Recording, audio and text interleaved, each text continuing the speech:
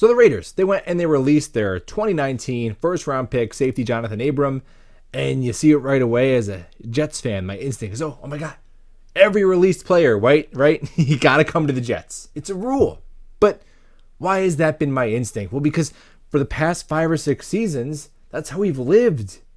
We've lived off the scrap heap of other rosters, and we've had to do that thing where we convince ourselves, oh, well, he was a first round pick for some reason. What was his 40 time? Oh, he got hurt this way.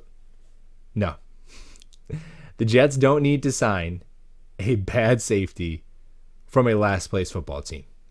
They don't. And it's no slight against Abram, as safety is still not one of the Jets' strongest position groups in terms of depth, but I don't think he's better than any of our top 4 safeties. I don't. And furthermore, that time is now done. We don't need to live that way anymore. We don't need to talk ourselves into it. In fact, it's the opposite.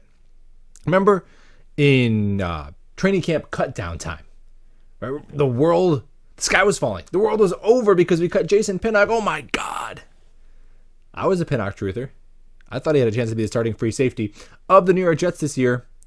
Barely getting any playing time with the Giants. And hey, how about LaMarcus Joyner? He's been all right.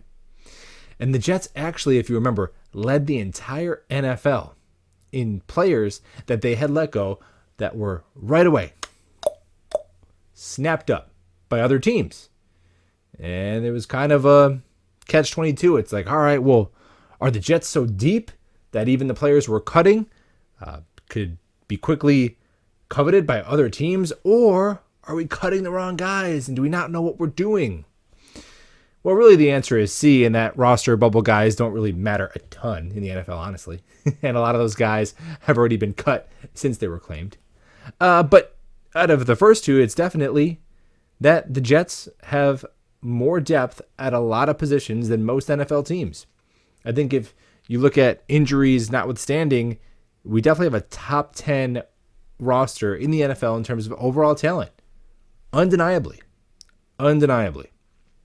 So those days are over.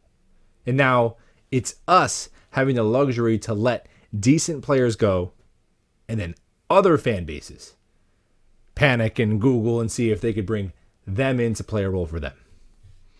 Flip the script, man. You'll love to see it. Go Jets.